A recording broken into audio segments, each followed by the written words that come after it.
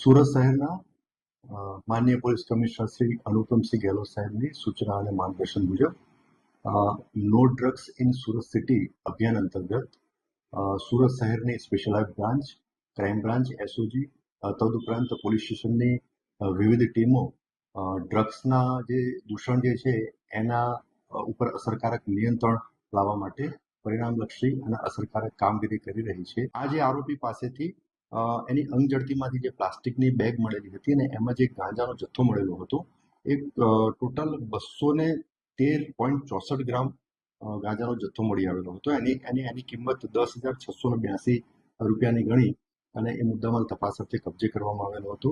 આરોપીની પ્રાથમિક પૂછપરછમાં એણે એવું જણાવેલું છે એ એક અજાણ્યા વ્યક્તિએ એને ગાંજાનો જથ્થો એને વેચેલો હતો. હાલમાં એનું નામ જણાવેલ નથી, પરંતુ આરોપીની પોલીસ કસ્ટડી રિમાન્ડ મેળવવા માટેની કાર્યવાહી ચાલુ છે.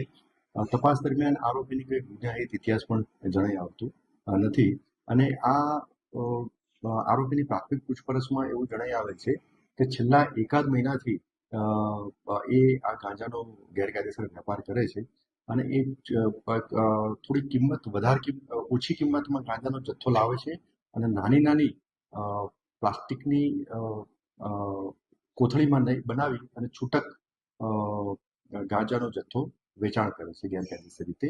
એટલે આ બાબતની મોડસ ઓપરેન્ડીથી એક ડ્રગ પેડલર તરીકે આ રીતના ગાંજાનો જથ્થાનું વેચાણ કરે છે. તો એ બાબતની હાલમાં તપાસ પણ ચાલુ છે.